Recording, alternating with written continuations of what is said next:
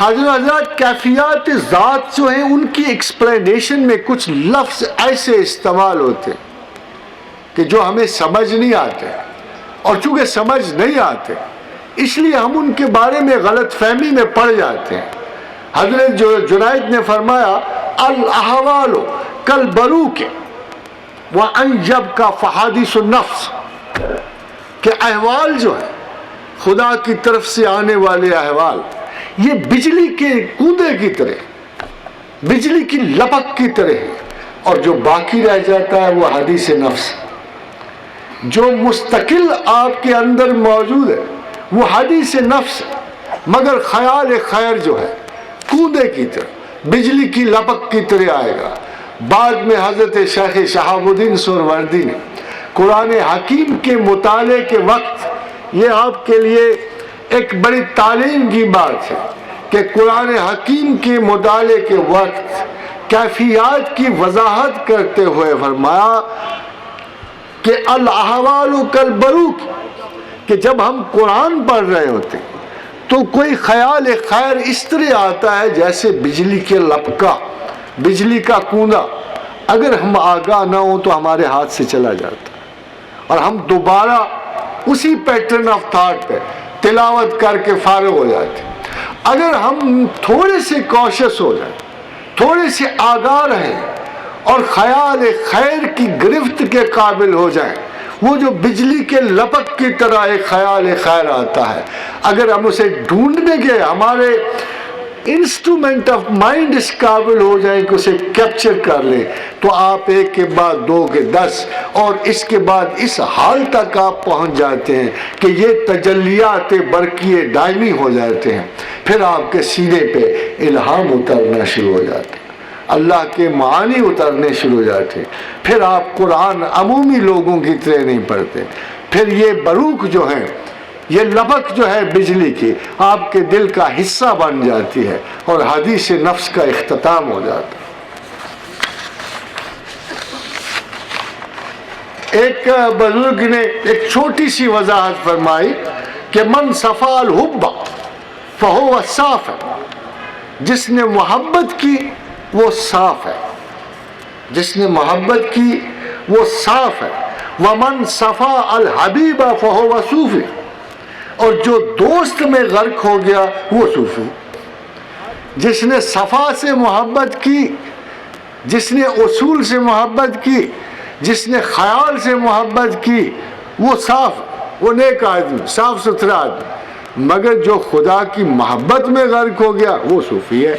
یعنی دونوں کا فرق بتایا کہ صاف میں اور صوفی میں کیا فرق۔ قدر میں کھو جاتا، صاف جو ہے وہ ویلیو میں کھو جاتا، محبت میں کھو جائے گا، انصاف میں کھو جائے گا، اخلاق میں کھو جائے گا، مگر صوفی صاحب قدر میں کھو جاتا ہے، وہ اخلاق بنانے والے میں کھو جاتا ہے، وہ اللہ میں غرق ہو جاتا ہے۔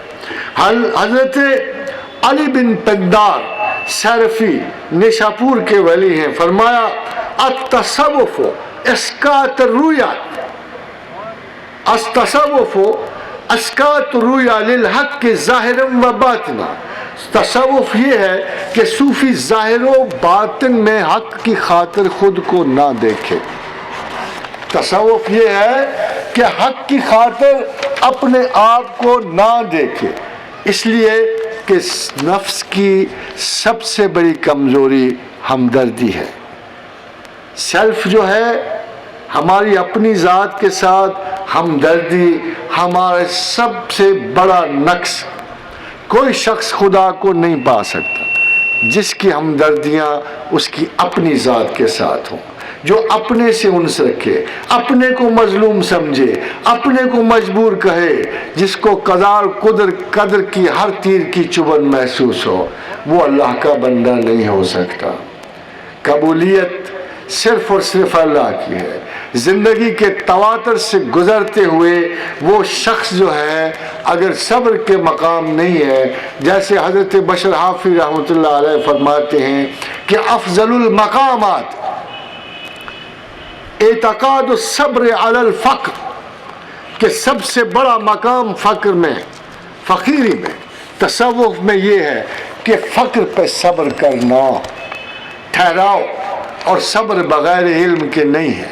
قرآن اس کا اصول دے چکا۔ جب موسیٰ بار بار بے چین ہوتے تھے، بے قرار ہوتے تھے، اور حضرت ان کے خضر کے کاموں میں دخل دیتے تھے، تو تنگ آ کے خضر نے کہا کیف تصبر علی ما لم تحط بہ خبرا، اے موسیٰ تجھے صبر کیسے آئے، تجھے علم جو نہیں۔ تو علم سے صبر ہوتا، جاننے سے صبر ہوتا ہے۔ جن لوگوں نے خدا کو جاننے کی کوشش کی، اس کی قربت اور ہمسائے کی کوشش کی، وہی صبر والے ہیں اور وہی صوب ہیں۔ فقیر وہ نہیں جو ساز و سامان سے خالی ہو، فقیر وہ ہے جس کا دل آرزو اور تمنا سے خالی۔ فقیر وہ ہے کہ حضرت ابو عبداللہ محمد بن خفیف کا ارشاد ہے کہ التوحید الاعراض من الطبیعہ، کہ اپنی طبیعت سے پرہیز کرنا ہی فقر ہے۔ اپنی طبیعت سے، میری نفسی کیفیات سے، میری خواہشات سے ہی پرہیز کرنا جو ہے وہ توحید ہے۔ اور اب دیکھیے کیا خوبصورت اصول دوستی کا، صحبتوں کا، آپ جوانوں کے لیے، بڑوں کے لیے۔ حضرت حسن بصری استاد تھے، عالم تھے، بہت بڑے صاحب طریقت تھے۔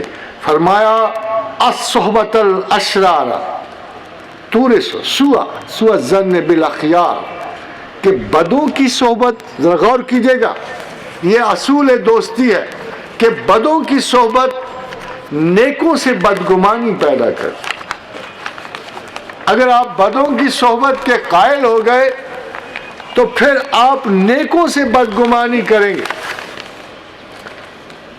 اس لیے کہ بدوں کا کام غیبت ہے، بدوں کا کام شکایت ہے، بدوں کا کام، اشرار کا کام اپنی جگہ چھیڑا چھاڑی ہے۔ آپ کو پھر نیک آدمی نظر نہیں آئے گا، کیونکہ بدوں کی صحبت اپنی ذات کے اوپر سے دوسروں کا مطالعہ کرتی ہے۔ میں کب کسی کا قائل ہو سکتا ہوں اگر مجھ میں صلاحیت خیر نہ ہو؟ اسی لیے بڑے بڑے اچھے لوگوں کے، ان کے اعزاء و اقارب اس لیے مخالفت کرتے ہیں کہ وہ اپنی ذات پہ گمان کرتے ہیں کہ یہ کیسے، یہ تو ہم میں سے ہی ہے۔ جیسے اللہ کے رسول کے بارے میں کہتے یہ کہاں سے نرالے ہو گئے، ہم میں سے تو ہیں، یہ بھی قریش ہیں، ہاشمی ہیں، اگر ہوتے تو ہم ایسے ہوتے، یہ کیسے ایسے ڈیفرنٹ ہو گئے؟ تو یہ بدوں کی صحبت جو ہے نیکوں کے بارے میں بدگمانی پیدا کرتی ہے۔